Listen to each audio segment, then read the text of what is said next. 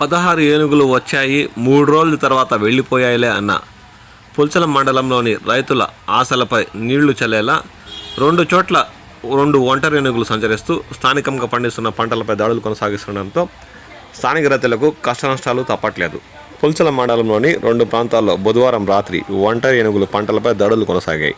తూర్పు విభాగం అటవీ ప్రాంతం సరిహద్దుల్లో ఉన్న దేవలంపేట, భీమవరం అటవీ ప్రాంతానికి సరిహద్దుల్లో ఉన్న ఎల్లంకివారిపల్లి పంచాయతీల్లో జంట ఏనుగులు అంటే 2 వేర్వేరు ప్రాంతాల్లో పంటలను ధ్వంసం చేశాయి.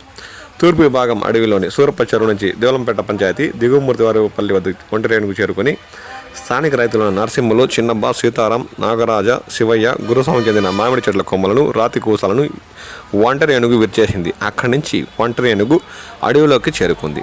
మరోపక్క భీమవరం అడవిలోని కోన ప్రాంతం నుంచి బయలుదేరిన ఒంటరి ఏనుగు దిగువమూర్తివారిపల్లికి చేరుకుంది. స్థానిక రైతులైన వీరరాఘవల్ నాయుడు, ఈశ్వర్ నాయుడు, తారకేశ్వర్ నాయుడు, పురుషోత్తం చెందిన మామిడి చెట్లు, పశుగ్రాసాన్ని ధ్వంసం చేసి తిరిగి అడవిలోకి చేరుకుంది.